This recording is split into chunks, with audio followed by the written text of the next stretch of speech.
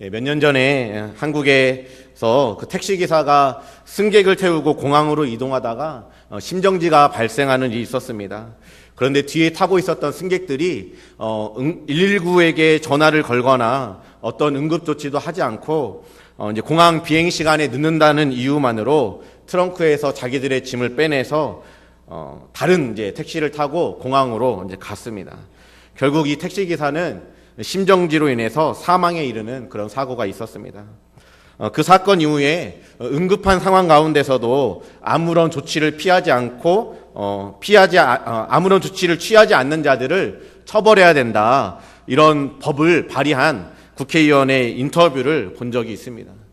여러분은 이것에 대해서 어떻게 생각하십니까?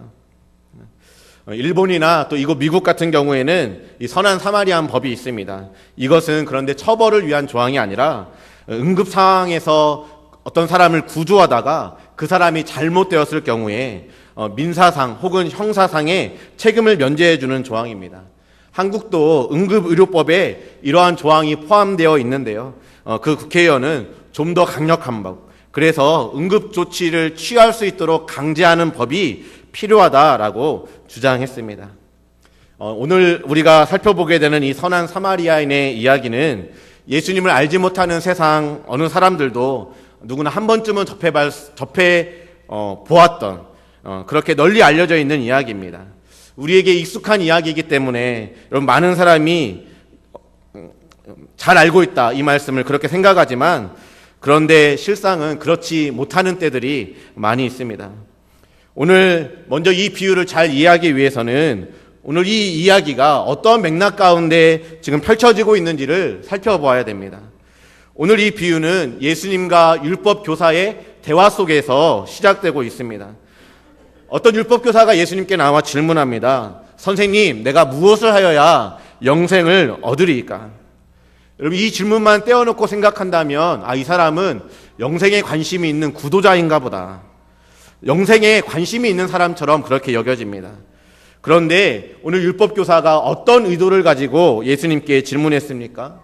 그 앞에 보면 예수님을 시험하여 이르되, 여기 예수님을 시험하기 위해서 지금 이 질문을 하고 있습니다. 여기 시험하다라고 하는 이 헬라어는 에페이라존이라고 하는 단어인데요, 철저하고 빈틈없이 조사하고 시험하는 것을 의미합니다. 마태복음 4장에 사탄이 예수님께 나와 예수님이 사탄에게 시험받는 장면이 나옵니다. 사탄이 예수님을 성전 꼭대기로 데리고 가서 너가 만약 하나님의 아들이어든 이 성전에서 뛰어내려라. 그러면 하나님 아버지께서 천사들을 통해서 너를 다치지 않게 보호해 주실 것이다 라고 이야기했을 때 예수님께서 주 너의 하나님을 시험하지 말라. 이때 이 시험하다라고 하는 단어가 바로 오늘 이 율법교사가 사용한 단어와 같습니다. 무슨 말이냐면, 마치 사탄이 예수님을 시험해서 넘어뜨리기 위해서 그렇게 시험했던 것처럼 오늘 이 율법교사도 영생에 대한 관심과 질문에서 정말로 궁금해서 질문하는 것이 아니라 예수님을 걸려서 넘어뜨리기 위해서 이 질문들을 하고 있는 것이죠. 오늘 이 질문에 대해서 예수님께서는 즉시 답하지 아니하시고 두 가지의 질문을 하십니다. 첫 번째는 성경에 어떻게 기록되어 있느냐, 이 문제에 대해서 하나님의 말씀이 뭐라고 기록되어 있느냐를 물으시고요. 두 번째는 네가 이 말씀을 어떻게 읽느냐, How do you read it? 개인적으로 너가 이 말씀을 어떻게 해석하고 또 어떻게 적용하고 있으며 하나님께서 이 말씀을 통해서 너에게 무엇이라고 말씀하고 계시느냐라고 하는 것을 물어보고 계십니다. 오늘 율법사는 어떻게 대답합니까? 27절에 보면 대답하여 이르되 내 마음을 다하며 목숨을 다하며 힘을 다하며 뜻을 다하여 주 너의 하나님을 사랑하고 또한 내 이웃을 내 자신같이 사랑하라 하였나이다. 여러분, 이 말씀은 신명기 6장 4절과 5절에 그 쉐마 이스라엘 하면서 나오는 하나님의 사랑에 대한 말씀, 또 레위기 19장 18절에 있는 그 이웃사랑에 대한 말씀을 인용해서 오늘 대답하고 있습니다. 이 대답은 마태복음 22장을 보면 다른 율법교사가 예수님께 나와서 예수님, 어떤 계명이 가장 큰 계명입니까? 라고 물었을 때 예수님께서 대답하신 내용과 아주 똑같습니다. 예수님께서는 그러면서 하나님을 사랑하고 이웃을 사랑하는 것이 온 율법과 선지자의 강령이다. 즉 구약의 핵심이다 라고 가르쳐 주셨습니다. 그래서 오늘 이 율법교사에게도 예수님은 네 대답이 옳다라고 말씀해 주십니다.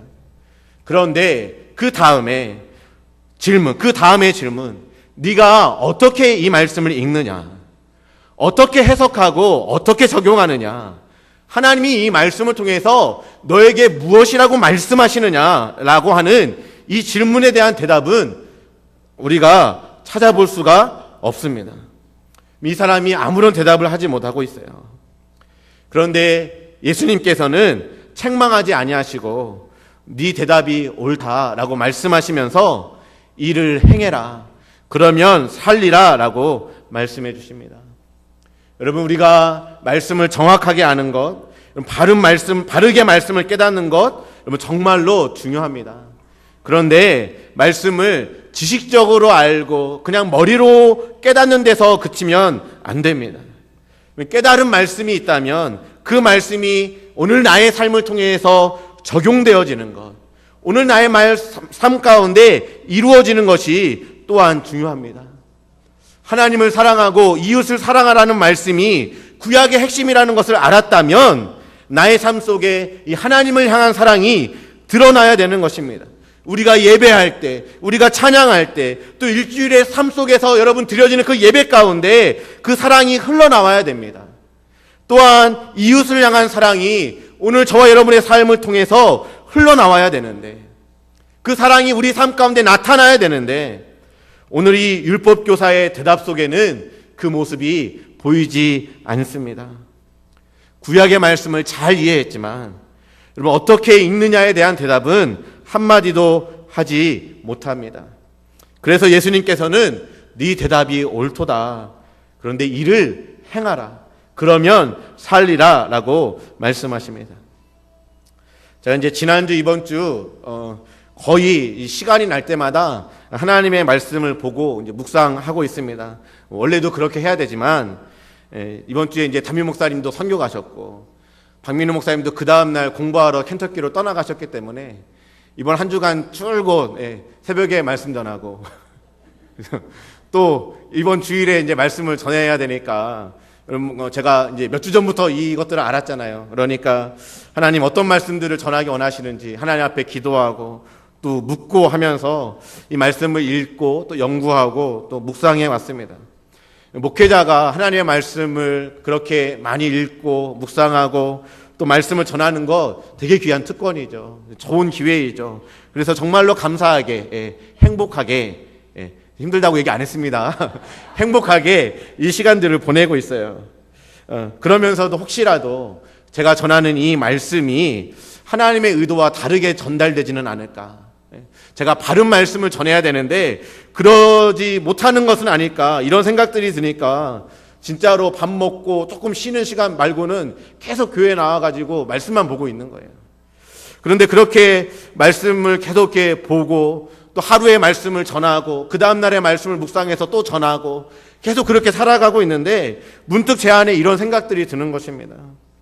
제가 하나님 제가 말씀을 전한다고 종일 말씀을 읽고 있는데 또 제가 주신 말씀이, 제가 전하는 말씀이 하나님의 말씀과 다를까 열심히 제가 그 말씀들을 연구하고 또 알아가고 있는데 하나님 혹시 제가 이 말씀의 지식만을 전달하고 있지는 않나요?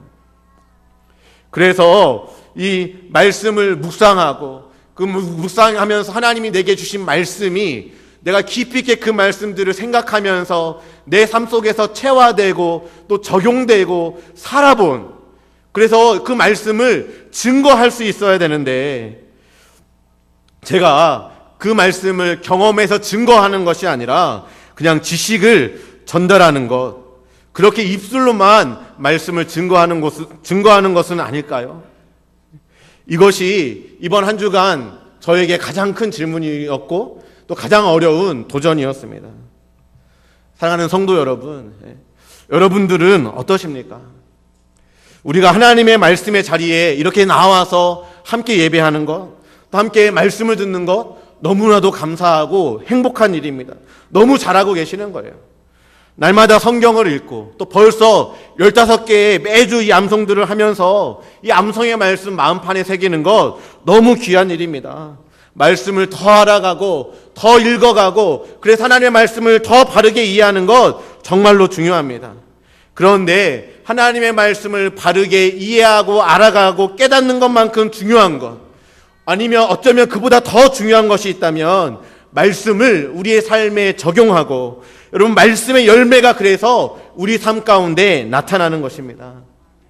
요한계시록 1장 3절에 이 예언의 말씀을 읽는 자와 듣는 자와 그리고 그 가운데 기록한 것을 지키는 자가 복이 있다라고 사도 요한은, 성경은 우리에게 말씀해주고 있습니다. 여러분 오늘 저와 여러분이 이 하나님의 말씀의 자리로 나와서 말씀을 바르게 알고 또 말씀을 삶에 적용하고 순종할 수 있는, 그래서 그 하나님의 살았고 운동력 있는 말씀이 저와 여러분의 삶 가운데 나타나고 또 열매 맺어지고, 그래서 이 말씀의 흔적이 우리의 삶 가운데 가득하게 되시기를 주님의 이름으로 축복합니다. 사랑하는 성도 여러분, 오늘 두 번째로 이 본문의 율법교사는 예수님을 시험하고 넘어뜨리려고 했지만 오히려 예수님께서는 지금 율법교사와 대화를 하면서 이 사람이 말씀을 잘 알고 있지만 말씀대로 행하지 못하고 있는 그 자신의 모습을 깨닫게 하십니다. 여러분 그러면 이 율법교사가 어떻게 반응하는 게 좋은 것일까요? 예수님 그렇습니다. 마음과 목숨과 뜻과 힘을 다해서 하나님을 사랑해야 되고 이웃을 내 자신과 같이 사랑해야 하는 것이 율법의 핵심인데, 그런데 저는 그렇게 살지 못하고 있습니다. 하나님을 사랑한다고 고백하지만 사실은 하나님이 주신 재물, 하나님이 주신 사업장, 하나님이 주신 가족, 하나님이 내게 허락하신 그 자녀를 더 사랑하면서 하나님을 온전히 사랑하지 못하고 그 사랑이 나뉘어지고 있습니다. 이웃을 내 자신과 같이 사랑해야 된다는 것을 제가 잘 알지만 그렇게 살지 못하는 것이 저의 연약한 모습입니다.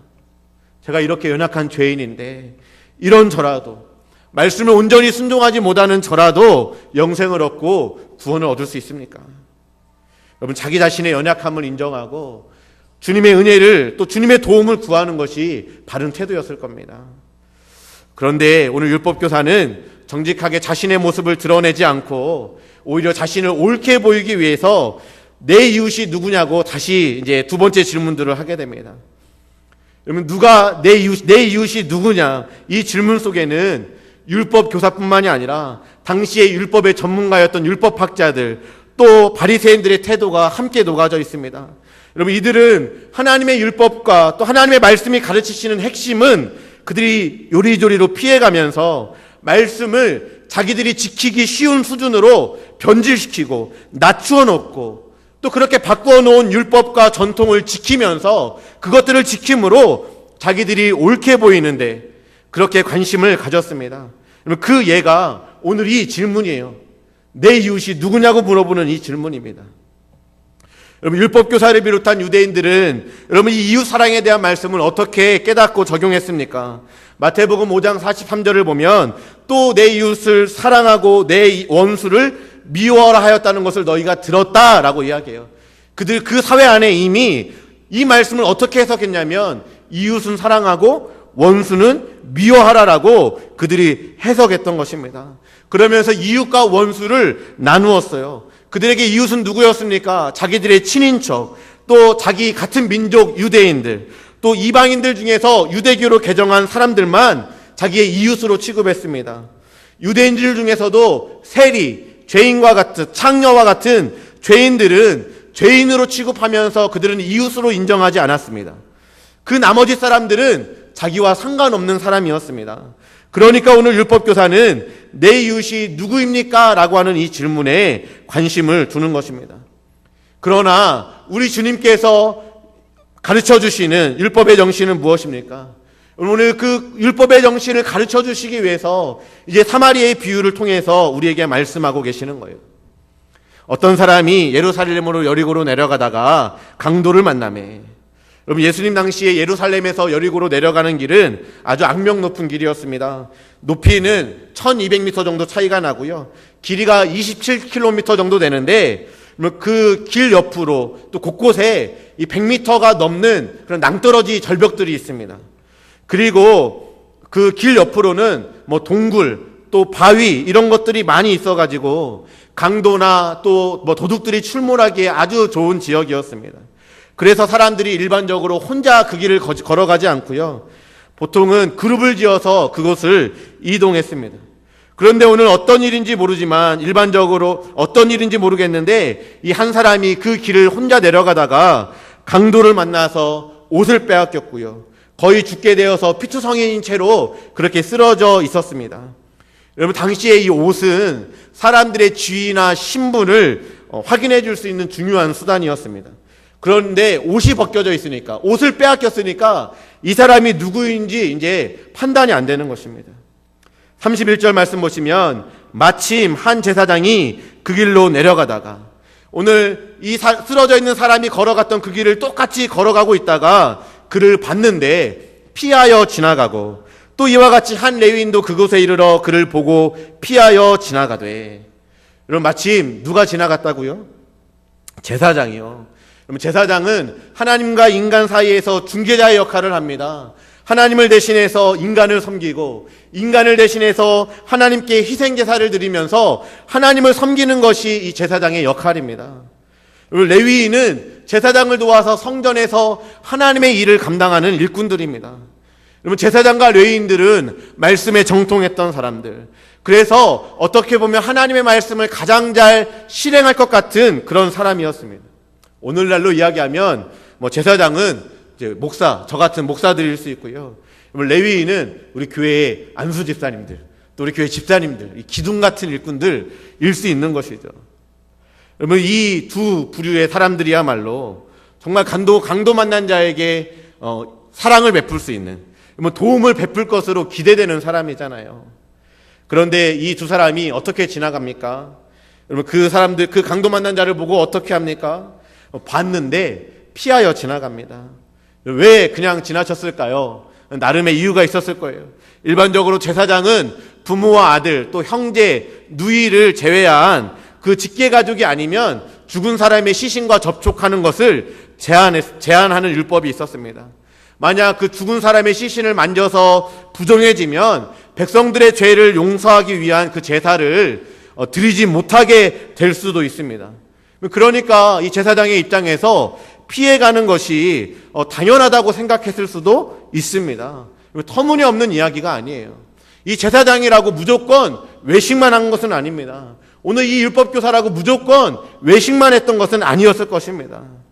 그리고 어쩌면 거의 죽어가는 사람들을 보면서 혹시 주변에 강도가 아직까지 남아있지 않을까, 그렇게 생명의 위협을 느껴서, 여러분도 그러실 거잖아요. 생명의 위협을 느끼면 도망가지 누가 그 자리로 나아갑니까? 그러니까 이 사람도 그렇게 했을 수 있는 것이에요. 나름의 이유가 있습니다. 아니면 오늘 율법교사의 질문처럼 저 사람이 내 이웃인지 아닌지 헷갈린다. 옷이라도 입었으면 내가 조금 판단을 할 건데 판단이 안 된다. 고민하면서 피해서 도망갔는지도 모릅니다. 여러분, 어떻든 그럼에도 우리가 기억해야 되는 것은 30절 말씀에 따르면 오늘 이 강도 만난 사람의 상태가 거의 죽은 것 같았다. 거의 죽기 일보 직전의 사람이었다라고 이야기합니다. 만약에 뒤에 오는 이 사마리아 사람이 이 사람을 구해주지 않았다면 이 사람은 여러분 죽고 말았을 것이에요. 그렇게 보면 여러분, 이 사람의 옷을 벗기고 칼로 폭력을 행사해서 상처를 내고 그 사람의 모든 것을 빼앗아간 강도나, 아니면 오늘 거의 죽어가는 사람을 내버려두고 그냥 지나친 이 사람들이나, 하나님 보셨을 때에는 똑같은 강도일 수 있는 것이지요. 야고보서 4장 17절에는 그러므로 사람이 선을 행할 줄 알고도 행하지 아니하면 죄니라 라고 말씀합니다. 여러분, 우리가 악을 행하는 죄도 있지만 선을 행해야 되는데 선을 행하지 않는 그런 죄도 있다고 이야기하셔요. 행해야 할 줄 알면서도 하지 않는 것이 죄라고 하는 사실을 여러분 오늘 또한 기억해야 됩니다. 오늘 어쨌거나 이 제사장과 레위인은 그냥 지나쳤습니다. 비유에서 제사장, 레위인, 신앙적으로 보면 가장 하나님 앞에 충성할 것 같고 이웃을 가장 잘 돌볼 것 같은 그 사람이 거의 죽어가는 사람을 보고 피하여 지나갔습니다. 여러분, 그러면 그 다음에 나오는 이 이야기를 듣는 유대인들이 그 다음에 기대하는 스토리는 무엇일까요? 제사장과 레위인들, 종교 지도자들이 실패한 그 자리에 이제 평신도 유대인이 등장하는 겁니다. 일반 그 신자들이 가서 사랑을 하고 그 베풀어 주는 거예요. 그런데 오늘 예수님께서는 평신도 유대인이 아니라 어떤 사마리아 사람을 등장시킵니다. 여러분, 사마리아 사람은 유대인들에게 원수입니다. 여러분, 이방인들보다 더 꼴보기 싫은 사람이 당시의 사마리아 사람입니다. 유대인들과 가장 가까이 있었지만 가장 먼 사람입니다. 왜 이렇게 됐습니까? 이스라엘이 솔로몬 이후에 남유다와 북이스라엘로 갈라지게 되어지죠. 그때 남유다의 중심지가 예루살렘이고 북이스라엘의 중심지가 사마리아였습니다. 그런데 북이스라엘이 먼저 아수르에 의해서 멸망하면서 아수르는 민족 말살 정책을 썼어요. 그래서 이방인들을 그 사마리아 땅에 이주시키고 또 북이스라엘 사람들은 다른 나라로 또 이주시키면서 피를 섞이게 해서 그 민족성을 유지하지 못하도록 그렇게 했습니다. 그러니까 남유다 사람들이 저 사람들 봤을 때는 이방인과 결혼하지 말라고 했는데 그 율법을 범한 죄인들, 더러운 사람들, 그렇게 생각했던 것입니다. 그래서 싫어했습니다. 나중에 남유다가 이제 바벨론의 포로로 끌려갔다가 포로에 다시 돌아와서 이제 무너진 예루살렘의 성전과 성벽을 짓는 일들이 있는데요. 그 사마리아 사람들이 예루살렘 사람들에게 와서 우리도 이 성전 짓는 일을 좀 같이 하고 싶다. 우리도 하나님의 이 일에 좀 동참하고 싶다라고 했을 때 너희들 혼혈인이잖아. 너희는 더러운 사람이잖아. 너희는 우리와 함께 할 수 없어. 그렇게 이야기하니까 이 북이스라엘의 사마리아 사람들이 이제 바벨론에 이제 고합니다. 저 사람들이 그래서 예루살렘 성전을 짓지 못하도록 방해하는 일들이 있습니다. 그렇게 역사가 지나가면서 이제 사마리아 사람들은 그리심 산에서 하나님을 예배할 수 있는 장소들을 마련해 놓고 그렇게 따로 예배하기 시작하는데요. 틈만 나면 이 사마리아 사람들은 예루살렘 성전을 무너뜨리려고 하고 예루살렘 성전 사람들은 이제 마지막 예수님 오시기 100년 전에 마카비혁명을 일으키면서 그리심 산에서 하나님을 예배했던 그 장소를 다 이렇게 부수어 버립니다. 그러니까 이제 계속 이 원수처럼 될 수밖에 없는 그런 상황이었던 거예요. 그래서 나중에 예수님 당시 이들이 예루살렘에서 갈릴리로 가려고 할 때 사마리아를 지나가지 않잖아요. 오늘 얘기했던 것처럼 여리고로 쭉 내려와서 요단강을 건너서 우회해서 갈릴리로 가면서 서로 전혀 왕래하지 않는 그런 사이가 되었습니다. 그런데 오늘 예수님께서 의도적으로 이 유대와 원수지간인 사마리아인을 등장시키고 계세요. 그리고 원수 관계였던 이 사마리아 사람이 강도 만난 자를 사랑하는 모습을 보여주면서 예수님은 누가 이 강도 만난 자의 이웃이 되겠느냐라고 물어보십니다. 율법교사는 내가 도와야 될 내 이웃이 누구입니까? 라고 물어봤는데 오늘 예수님께서는 누가 강도 만난 자의 이웃이냐고 물어보세요. 내가 도와야 될 이웃이 누구인지를 구별하는 것이 아니라 우리 모두는 다 강도 만난 자, 그 사람이 누구든 상관없이 그 사람이 원수라 할지라도 그 강도 만난 자를 보게 되어지면 그 사람의 이웃이 되는 것이 더 중요하다고 말씀하십니다. 그래서 마태복음 5장 44절에 너희들은 이웃은 사랑하고 원수는 박해하는 말을 너희가 들었지만 그러나 나는 이렇게 말한다. 너희 원수를 사랑하고 너희를 박해하는 자를 위해서 기도하라. 원수까지도 사랑하라고 하는 말씀이십니다. 그 다음에 말씀 보면 해가 착한 사람, 나쁜 사람 할 것 없이 공평하게 비춰지고 있고 또 비가 의로운 자와 불의한 자와 상관없이 모두에게 동일하게 내려지는 것처럼 이웃과 원수를 제한하지 않고 나를 사랑하든 나를 사랑하지 않든 상관없이 여러분 이웃을 자신과 같이 사랑하는 것, 그것이 하나님이 우리에게 가르쳐 주시는 이웃사랑의 핵심이라고 말씀해주고 있는 것입니다. 여러분 내 민족을 사랑하는 것, 여러분 나와 같은 종교를 가진 사람을 사랑하는 것, 또 우리 교회 사람을 사랑하는 것, 내 복장 사람을 사랑하는 것, 내 가정, 내 자녀, 여러분 내 마음, 나와 마음이 있는 사람과 가까이 지내고 교제하는 것, 여러분 이것은 우리가 애쓰지 않아도 자연스럽게 이루어지는 일이에요. 여러분, 우리는 만나면 어디서 왔냐고부터 물어보잖아요. 고향이 어딘지, 한국에 있을 때 어디 살았었는지, 어느 학교 나왔는지, 여러분 그런 것들을 따지게 되어 있잖아요. 그런데 오늘 주님이 말씀하시는 것은 어떠한 민족이든, 우리로 보면 일본 사람이라 할지라도 그죠? 또 그 사람의 돈이 많든지 적든지 상관없이, 강하든 약하든 상관없이 어느 누구도 제한하지 않고, 여러분 주님께서 그 한 영혼을 천하보다 귀하게 여기시기 때문에, 천하보다 귀하게 여기시는 한 영혼을 천하보다 귀하게 여기시는 그 주님의 마음을 우리가 안다면, 주님이 그렇게 사랑하는 것을 우리가 기억한다면, 그 주님이 우리를 사랑하고 있는 그 사랑이 우리 가운데 부어졌다면, 여러분 우리는 누구를 만나더라도 주님이 바라보는 것처럼 그 영혼을 바라보고, 또 나의 도움을 필요로 하는 자는 누구든지 나의 이웃이 되어야 되는 줄 믿습니다. 그렇게 하시기를 주님의 이름으로 축복합니다. 여러분, 그렇다면 마지막으로 여러분, 이 사마리아 사람은 오늘 어떻게 구체적으로 사랑을 실천했습니까? 33절에서 우리 35절까지 말씀 같이 읽겠습니다. 시작.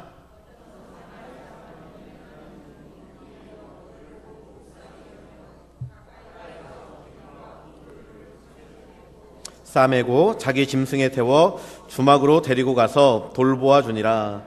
그 이튿날 그가 주막 주인에게 데나리온 둘을 내어주며 이르되 이 사람을 돌보아 주라. 비용이 더 들면 내가 돌아올 때에 갚으리라 하였으니. 여러분, 이 사람이 어떻게 사랑했대요? 첫 번째, 이 사마리아 사람은 보고 불쌍히 여겼다라고 이야기합니다. 여기 불쌍히 여기다라고 하는 단어는 스플랑크니조마이라고 하는 이 헬라어인데요, 창자가 끊어지는 아픔과 고통을 느끼는 것을 의미해요. 신약 여러 곳에서 예수님께서 이 유대의 그 무리들을 보시면서 불쌍히 여기셨다고 할 때 사용된 단어가 이 단어입니다. 또 누가복음 15장의 탕자의 비유에서 아버지에게 모욕감을 주고 아버지를 떠났던 그 탕자가, 그 둘째 아들이 다시 돌아올 때 아직도 거리가 먼데 그 아들이 오는 것들을 보면서 자기 아들인 것들을 깨달아 그를 측은히 여기고 그에게 달려가 나아가 안으시고 입 맞춰주시는 그 아버지, 그때 그 아버지가 측은히 여겼다라고 했을 때 그 측은히 여기다라고 하는 단어가 오늘 이 단어입니다. 여러분, 오늘 제사장과 레위인은 이 사람을 보고 피하여 지나갔습니다. 그런데 이 사마리아인은 마치 백성을 바라보시면서 긍휼히 여기시고 불쌍히 여기셨던 예수님과 같이, 또 아버지를 멀리 떠나 죄악 가운데 방탕하다가 다시 돌아오는 그 아들을 보고 측은히 여겨 달려나가 입 맞추고 안아주시는 그 아버지와 같이, 여러분 주님의 마음으로 또 아버지의 마음으로 오늘 강도 만난 자를 바라보면서 함께 아픔을 느꼈습니다. 여러분, 두 번째로 이 사마리아 사람은 지금 이 이웃이 누구인지, 그가 무엇을 잘못했는지, 그가 나의 원수인지 아닌지 이런 것들을 따지지 않고 구별하지 않았습니다. 세 번째, 사마리아 사람은 마음으로만 불쌍히 여기는 것으로 그치지 않고 보시면 가까이 가서라고 이야기해요. 그 사람에게 가까이 다가갑니다. 그리고 그 사람의 구체적인 필요를 채워줍니다. 기름은 상처를 부드럽게 하는 거고 포도주는 상처를 소독하는 데 쓰이는 것입니다. 자기의 옷을 찢어서 그 사람의 상처를 싸매어 줍니다. 그 사람을 자기의 나귀에 태워서 가고 자기는 걸어서 여관까지 걸어서 이동해 갑니다. 그 주막으로 가서 밤새 그 사람을 돌보아 주고요.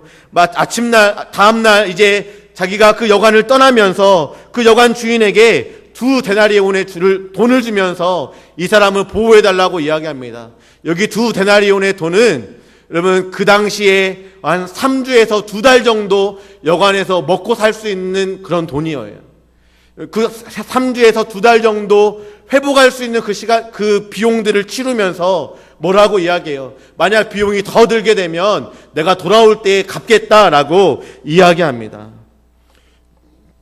여러분, 이 사람은 지금 그 사람을 위해, 강도 만난 자를 위해서 자기의 시간, 자기의 물질, 또 자기의 힘을 다해서 이 죽어가는 사람을 도왔습니다. 여러분, 이것이 오늘 예수님께서 우리에게 가르쳐 주시는 이웃사랑의 예입니다. 오늘 예수님은 이 이야기를 마무리하면서 가서 너도 이와 같이 하라라고 율법교사에게, 그리고 오늘 이 말씀을 듣는 저와 여러분에게 말씀하고 계십니다. 마지막으로 우리가 반드시 기억해야 되는 사실이 있습니다.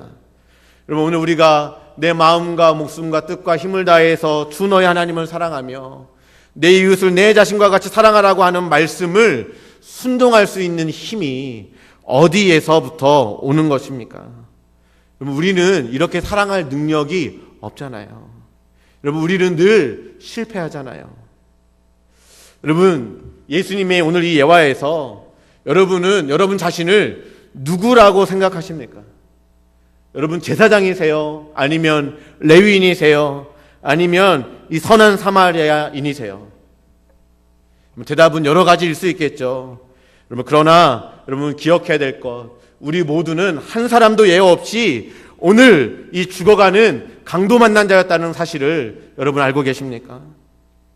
누군가의 도움이 절실히 필요한 그 사람이, 오늘 이 강도 만난 자가 바로 저와 여러분이었습니다. 사랑하는 성도 여러분, 우리가 강도 만난 자와 같이 죽어가고 있을 때, 아니 저 여러분이 허물과 죄로 인해서 영원히 죽어 있었을 때 아무도 돌봐주지 않았던 우리의 삶을 바라보시면서 불쌍히 여겨주신 분이 계십니다. 바로 하나님 아버지십니다.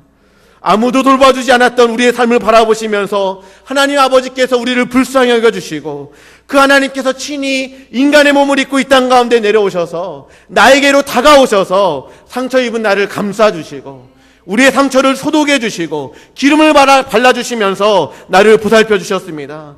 우리 주님은 나를 살리기 위해서 기꺼이 자기와 피와 살을 십자가에서 아낌없이 내어주셨습니다.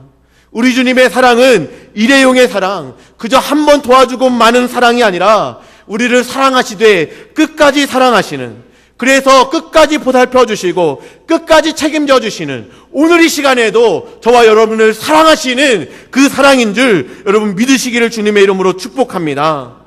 오늘 그 예수님께서 저와 여러분을 이렇게 사랑하고 계시는 거예요.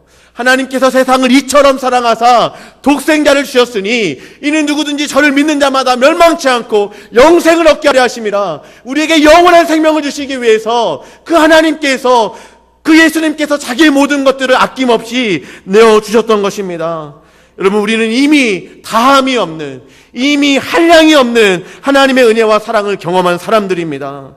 우리가 사랑받을 만한 조건이 있어서가 아니라, 사랑받을 만한 어떤 자격이 있어서가 아니라, 하나님과 내가 이웃이기 때문이 아니라 원수였음에도 불구하고, 여러분 로마서 5장의 말씀에 보면 여러분 우리가 원수 되었을 때 그 아들의 죽으심으로 말미암아 하나님과 화목하게 되었다라고 이야기합니다.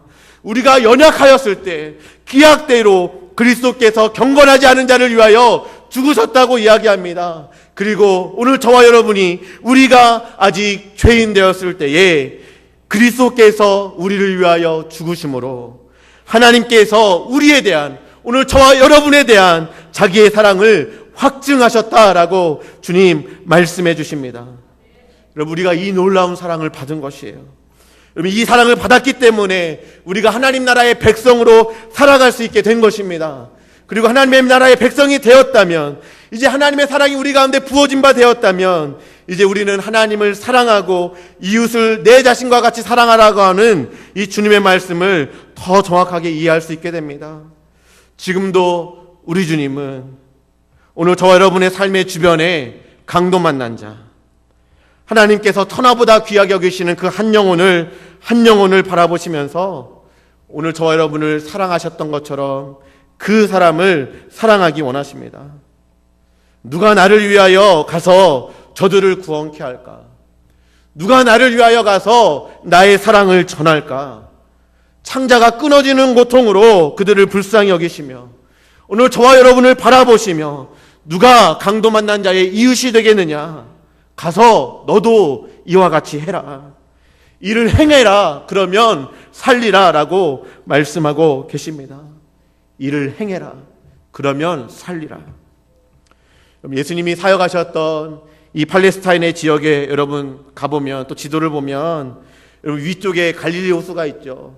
그리고 요단강이 갈릴리 호수로부터 발원이 돼서 쭉 흘러서 이제 밑에 사해가 있습니다. 이 갈릴리 호수의 물이 사해까지 흐르게 되는 거예요. 갈릴리 호수는 지금도 요단강을 통해서 끊임없이 물을 흘려보내고 있어요. 수천 년 동안 물을 흘려보내고 있지만 아직까지도 마르지 않고 있습니다. 그런데 사해는 반대로 보면 여러분 수천 년 동안 갈릴리 호수로부터 끊임없이 요단강을 통해 물을 공급받았는데 그 물을 받긴 받았지만 흘려보내지를 않으니까 여러분 염도가 높아서 생물이 살 수 없는 그런 물이 되어버렸습니다. 그래서 요단강에 살던 물고기가 실수로 사해로 들어가게 되어지면 여러분 그 즉시로 죽게 되어집니다. 그렇지만 갈릴리는 여러분 지금도 얼마나 많은 수자원들이 거기에서 나는지 몰라요.